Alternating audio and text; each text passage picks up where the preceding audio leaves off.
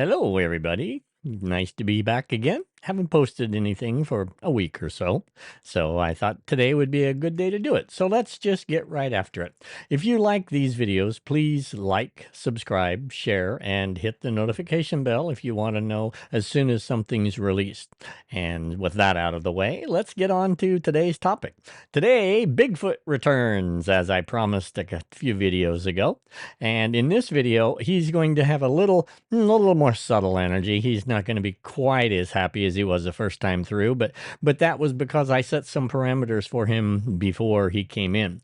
And I don't always necessarily know if an energy is going to come through on any given day.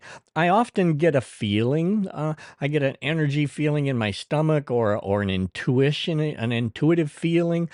Most of the time, I have a pretty good idea, but not always. So in this particular occasion, I really felt strongly that it was going to be Bigfoot again, and so I invited him back in with the parameters to lower his energy just a little bit. So I hope you enjoy this one. He's pretty funny in a couple of spots on this one, and so anyway, with that out of the way, enjoy Bigfoot Returns. Have a wonderful day. Goodbye. I would like to put out there that if I am being visited again by Bigfoot today, that I would like you to turn the energy down so that it's not like a puppy who's so excited it wants to pee itself. I would like to, from my body perspective, I would like to not sweat. I would like to not be so involved in your process that I am physically uncomfortable. So I would love to have you speak through me. I would like you to just turn the energy down a bit so that I am physically more comfortable. Are you okay with that?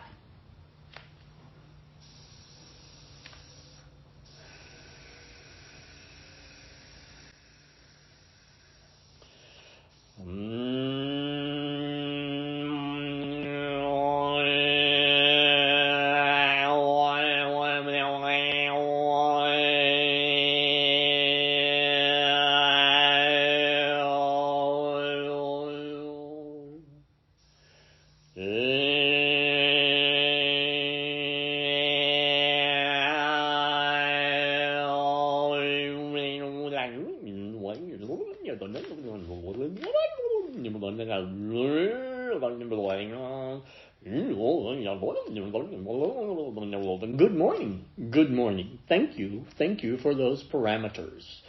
I can behave myself when you ask. I was so excited to visit you last time that I indeed was like a little puppy. And so I have tuned that down, or toned that down, or turned that down, whatever word you would like.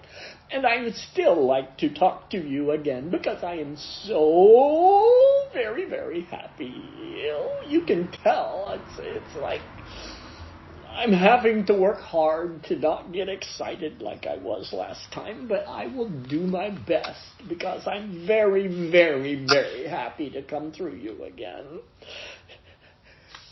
The reason that I'm so excited whenever you allow me to talk through you is you don't understand how alone I have felt living in the remote mountains of Montana, where there are very few humans, and I do stay to myself with my family, with my group. And so when you connected with me, I can tell I'm bringing up some emotions in your physical body. Alexus is about to cry because she felt so connected to the land in Montana. And I feel equally connected to that sacred place. And that is why I wanted to speak through you so badly, because I could sense that maybe we've had a past connection in a previous life. I don't really know. I'd have to do some research on that one. But when I sensed that you wanted to allow me to come through you, I was just so excited I could hardly contain myself. And I apologize for being so hard on you last time. We are both learning this process together. This is not something that I have done before, but it is something that I feel compelled to do, and really, really am so happy to speak through you. Oh, I'm sorry. I will tone it down some more. I could tell you're starting to feel my excitement and my anxiety because your physical body is in a very happy place right now because you can feel the connection to me, and you can feel the connection to the remote mountainous areas of Montana, which are very, very sacred and have been sacred to humans and those of us non-humans for since the beginning of time, since the very beginning of time. So when you were there and I felt your receptive, open psychic energy calling to me, I really, really wanted to speak through you, and I'm so happy to have that opportunity again. And I'm trying very hard to keep my energy level down. So hello again, Heidi. Hello again. I'm glad to see you here again, even though you haven't been to the mountains where I hang out and where I met Alexus. But I feel a kinship to you. I'm not sure why. I guess it's because of our psychic connection that somehow we are connected in that way. Oh. Hello to you too. Hello. Thank you. I have a question for you. Yes. Go right ahead. My tone. Do you have a personal name for you that you'd like to share with us?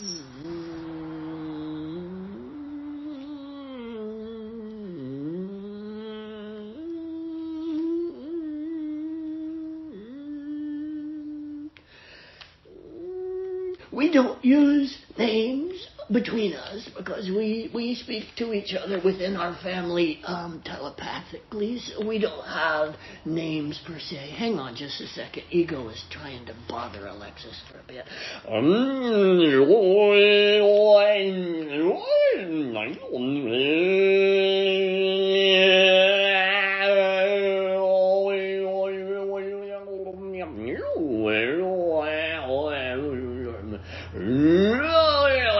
There we go. That's better. Sometimes ego gets busy analyzing stuff, and that takes away the warm spot away from Alexis's tummy. And as soon as she loses that warmth, then she no longer trusts what she hears. So she may have to pause from time to time to clean up the channel a little bit, and we actually appreciate that because we know that we want the channel to be as clean as possible.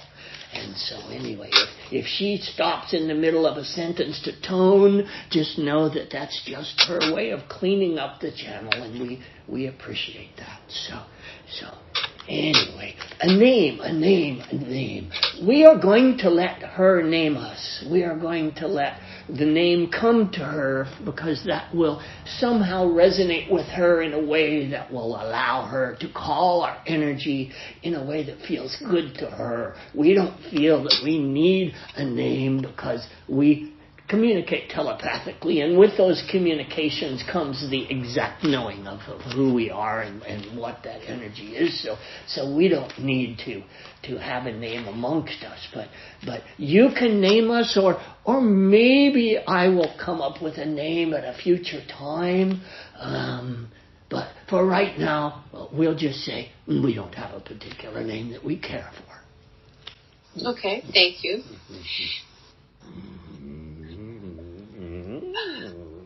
I am a little bit squirrelier energy than she's used to. And that's a funny name, squirrely, but it kind of also explains if you watch a squirrel in a tree, it's all over the place and quick and jumps and climbs and stuff. And this energy is a little bit like that for Alexis, so she's having to move around a little more than she typically does because squirrely, I like that name, squirrely. Yeah, squirrely, or squirrely energy.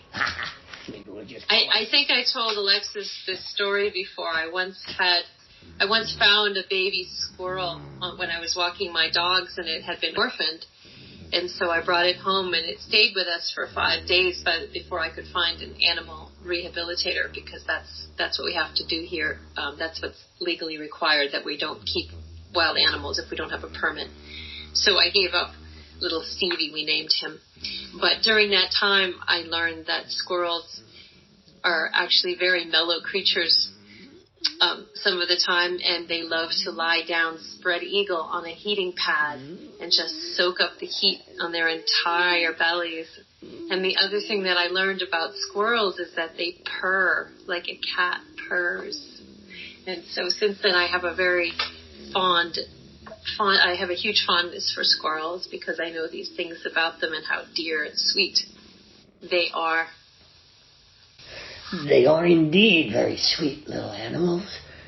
That's one of the reasons why they have such a beautiful tail. The tail is sort of like what sets them apart from some of the other animals that are just as nice in the wilderness. But yeah, squirrels are particularly pretty, and squirreling around is a great definition, great word for this energy, because it just can't hold still. It's so excited. It just can't be confined to the human body. It just has to keep moving. That's just what we do. I understand that, and one of my reasons in sharing that story with you is that you could also, if you find yourself getting too squirrely, as we call it, you could also just envision yourself spread eagled on a heating pad, soaking up the lovely heat, and then starting to purr. And that might help you to settle yourself in that energy as you deal with Alexus, so that she can feel more settled. That felt really, really good. That felt really, really good, the imaginary side. Yes, that felt really good. Yes, but it takes you a little far away from the microphone. I love this laughing voice. We don't get to do this in the mountains. When you're in your own physical form, do you laugh? That's a really, really, really good question. Because we are fourth dimension energy. Fourth dimension energy is just beyond the veil for you humans. So yeah, we would laugh in that dimension, because we do have physical. Are you okay? I heard a crash. Is everything well? Yeah. Okay. Alexus could open her eyes, but we would prefer that she didn't. Okay. So, yes. Long answer. Yes, we do laugh. We're at the fourth dimension, and so, but it's a different feeling than coming through a human form. A human form is a different mechanism than we're used to, and so it's a little different kind of laughter, and somehow it has a different energy when it comes through the human form. It has sort of a what is the word we're looking for? I just like it. It has a different resonance because the body is different. It does indeed. Yes. So when you take physical form in the woods in Montana, first of all, do you ever take physical form, your own physical form all the there? Time. All the time, but it's in fourth dimension, so you don't see me. I'm there. Can you take it in third dimension that we could see you? Yes. I almost did that when Alexus was there, but I didn't know if she was ready to see me or not.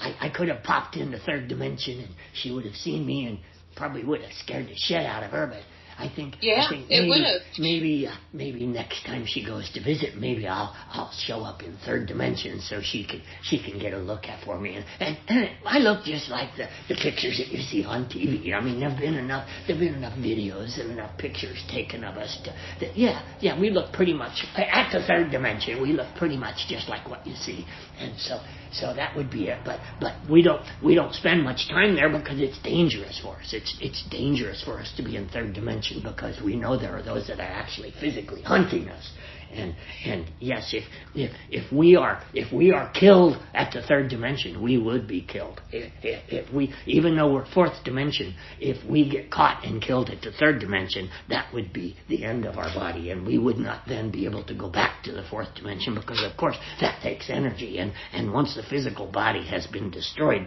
then it can no longer deal with the energy, so it couldn't go back to fourth dimension. So that's one of the reasons why we tend to not show up very much, because the third dimension is a dangerous place, as your ETs and your UAP pilots are finding out. This is a dangerous planet for those of us who don't conform to the three-dimensional norms.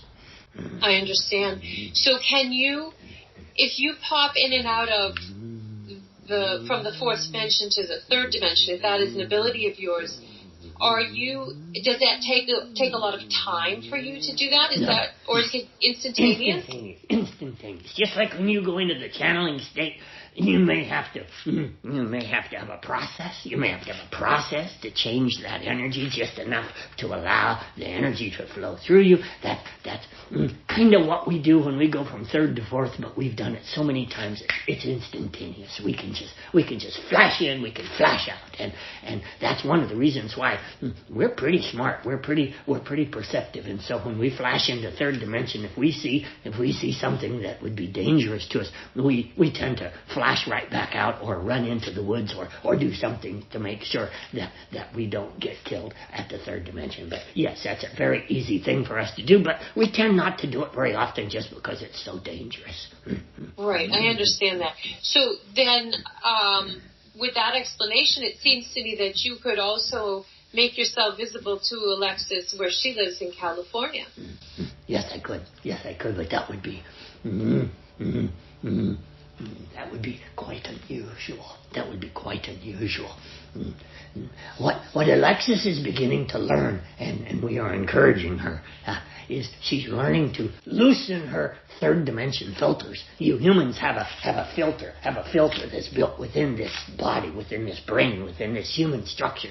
You have this filter that if it isn't normal, I hate that word, normal in the third dimension, that you have a filter that doesn't allow information to come through that is not of the third dimension. And as a result of that filter is so strong in so many people, you have the ability to see things that are of the fourth dimension, but it gets filtered out. Do you remember? I heard her speak.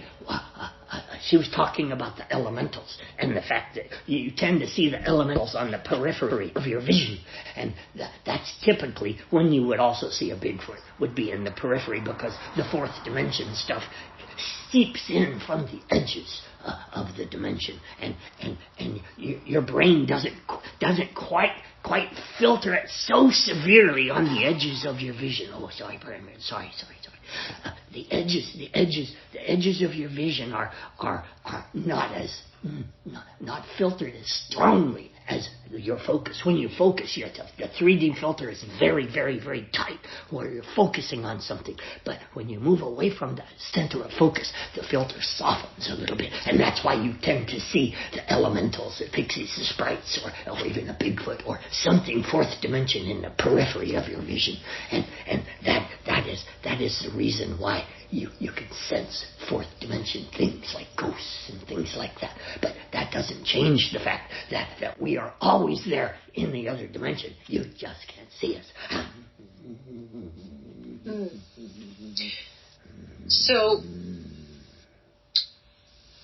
would you consider visiting Alexus in California?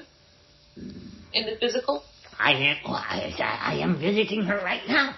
I understand that, but I'm talking about the physical. Physical, yeah. You don't need to answer that now. You can think about it. Yeah. I'm just putting it into the field as a possibility.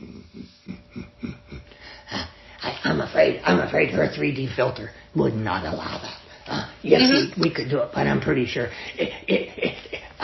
I think she thinks she should see me only in Montana, because that's where she met me. That's where I first watched her and observed her and felt how much she loved the land. how much she loves the place where they're going to build their summer home. Oh, I am so excited. Her body is filled with the joy that, I'm so happy she's coming to visit me and live in my neighborhood. I'm so happy about that. I'm so happy it's making her physical body cry, which is fine. I'm so happy about that. Little puppy, settle down. No puppy energy. So I understand that, but the reason I'm asking this about making yourself seen in California would be to deepen the connection, that it is not precipitate on her physically being in Montana. And anyway, this was just my thought, that it is not necessary for her to go to Montana to have a physical connection with you, or a physical sight, even though this great love of the land is there. It doesn't actually need to be on the land to feel that connection. Am I making sense? Mm-hmm. Yes, it makes sense. We're just not sure right now how quite. That's okay. That's okay. We're dealing with not only our reality, but the reality of the physical body that Alexus is living in. She's working really, really, really hard at loosening those 3D filters. That's one of the things that she prays for, that she meditates for, that she spends time in her pyramid asking for those 3D filters to be lessened, to be loosened, to be... You can't let them go completely at the third dimension, or there would be so much stuff going on, your brain would just be in overwhelm. As you know, from your list of elementals, that you have names of those elementals in your house. You know how many there are, and there are even more than you have on your list, because there are hundreds, or if not thousands of them around you. And if you were to lose your 3D filter completely, it would be like the airspace over Chicago O'Hare Airport. There would be so many planes coming and going, and so much activity around you all the time. You would find it very difficult to function normally as a human being, because you're not used to having hundreds and hundreds of energies flying around you at all times. And that is what you would see if you lost your 3D filter completely. So that is the reason why it must be done very gently and delicately in stages, so that you do not go through the area that you would call insane, because most people that have been diagnosed as insane aren't really insane at all. They're just seeing things that the rest of you can't see. That doesn't mean they're not there. But that's why your 3D filter is there. It is a self-reinforcing reality within your dimension, and it is designed very tightly to keep you from deviating from that. But we are beginning to peek around the edges. We are peeking around the edges, and that's a good thing. We like that. I mean, no, you say that sounds like a disconcerting laugh, but we love it, because we just love this activity. We love this energy. We love that puppy energy. Sorry. I'm sorry. I apologize. May I ask another question? Of course. Yes. Is the term... last time when we spoke, there was... I remember something about saying that the term Bigfoot is really not very apt. Would Sasquatch be a more accurate name for you and your kind? Yes, I think that is a native term. That's an indigenous term, and that word resonates within our being much better than Bigfoot. Bigfoot is it's based on the footprint in the mud. Duh. Oh boy, that took a lot of thought to dream that Bigfoot. Duh. But Sasquatch. So we refer to you as Sasquatch, or do you have a name for yourselves that you would refer to? We don't get hung up on the names, because we're not of this human dimension, and so you can call us whatever you want. It doesn't affect us. It doesn't bother us. Bigfoot is not as loving a term as Sasquatch. Sasquatch is an indigenous term, and of course we know how spiritual and how much the indigenous people love the land and love everything about the land, and therefore the term Sasquatch is a much more loving term. So if it makes you feel better, you can use that term, but we don't get offended by Bigfoot. It don't matter to us. We don't care. So for us, names do have resonance, and that's one reason we respect them because they carry identity and they carry resonance with You them. just use whatever word feels good to you, honey. Okay. Okay. Sorry. I followed some guy out of the bar the other night. He was kind of a nasty guy, and so I got some of the language from him. Sorry, I apologize. I want to remain respectful and respect that. But if that's a moot point, then we'll move on. Yeah, it's fine. Sasquatch good. Bigfoot's good. Hey, you. That's okay too. I don't care. So I would like to ask you if you can feel into the energy of the land where I am physically located, and if you feel Sasquatch energy around me, it's quite built up. It's called suburbia, and there is nature, but it is broken up. So I don't know if it's very conducive to Sasquatch energy residing here. I don't think it's conducive because of its civilized manner. As I said earlier, we are aware that this is a very dangerous place in 3D. So when an area has been built up to the point where there's no longer nature, there's no longer trees and valleys and water and all of the things that give us life on this earth, the life that comes through the earth, that comes through us, that's being all filtered out in suburbia. That's not to say that it couldn't happen in a park or something like that, but there's nothing to attract us there. There's nothing to attract us to suburbia. Suburbia is, this is going to sound harsh, suburbia is a dead zone to us. Well, so to me, I perceive, even though I did grow up in a more rural place where there was a great deal of nature, I actually perceive this place where I am as having a good bit of nature, a good deal of nature. Doesn't feel good to me. Sorry. I like the wilderness. I like to go for days at a time and never see a human being. That's the kind of place that I like to be, because I commune and I live with the rest of the animals, the bears and the lions and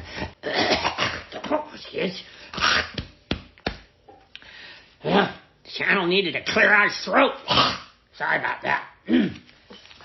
We use a different voice than she's used to, so the phlegm kind of builds up in her throat. That's okay. That's a human issue. Don't worry about it. It'll pass. You crack me up. Thanks. I cracked myself up at times. Cracked myself up because we're fun-loving beings. We are. We're fun-loving beings. You know what? I'm thinking of you now as sassy Sasquatch. Sassy. Yeah, that's a good one. I like that. Sassy the Sasquatch. Yeah, you can use that. You're kind of sassy. Yeah, I like that. Yeah, you can do that. I like that. That's good. Uh-oh. Settle down. She's getting sweaty. Oops. Okay. Well, I think I've run out of questions for today. Okay. Well, Alexus has a thought. I think. Let me settle down for just a minute.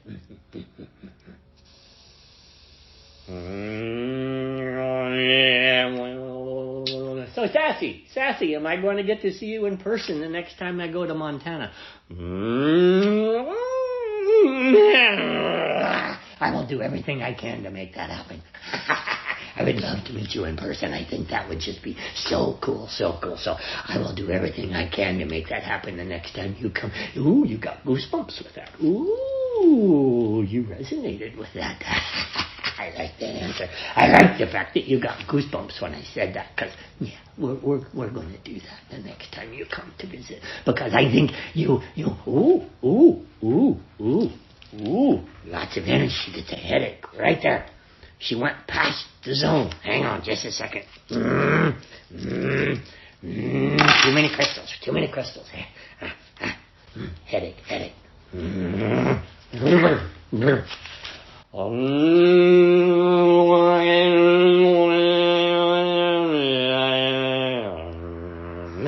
we go. Yes. That was a very long answer to say yes. We're going to get to see her the next time she comes to visit. So, what? So, she's wanting to know. She can ask a question through me. Oh, that's sneaky. She doesn't have to come out of her trance. She can just inject the thought right into us. Okay, so what?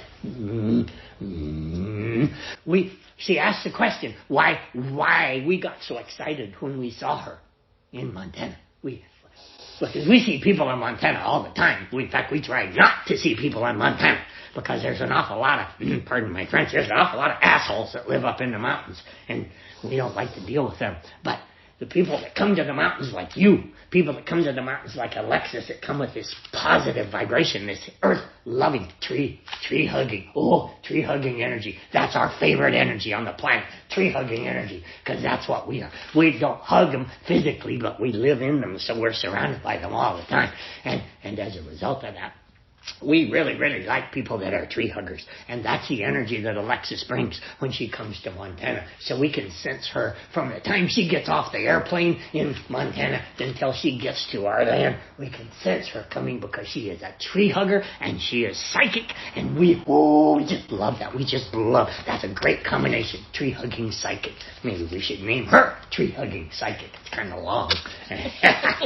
But anyway, yeah, we're excited, and yeah, we're definitely going to get to meet her in person. But the reason that we got so excited is she's going to be building a house in Montana, a summer home, and she's very, very, very concerned about the impact on the land, and so she's going to build a home that is as passive and blends into the nature as well as is humanly possible, and still have a very warm, friendly place for us to visit. And it is surrounded by trees, and it's in the mountains, and it's a mile high. It just happens to be a mile high, and that's just a wonderful place. And we just can't wait to meet her.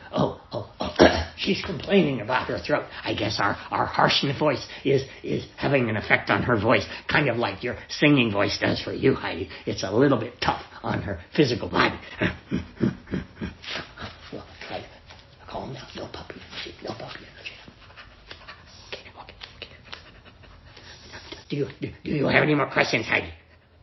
No, I don't. Thank you very much for speaking with us today. Yeah. It was a pleasant. It was good to be here, but I have a hard time toning my energy down, as you can tell. Okay, so I guess we'll say goodbye for now, and Alexus and I can talk again later if she has more questions. So, okay. Thank you. Thank you. Goodbye for now. Bye.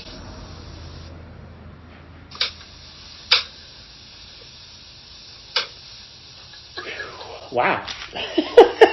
That's a tough energy. That's a busy energy, is what that is. Wow. You want to turn off your recording? Thank you. That's a sassy energy.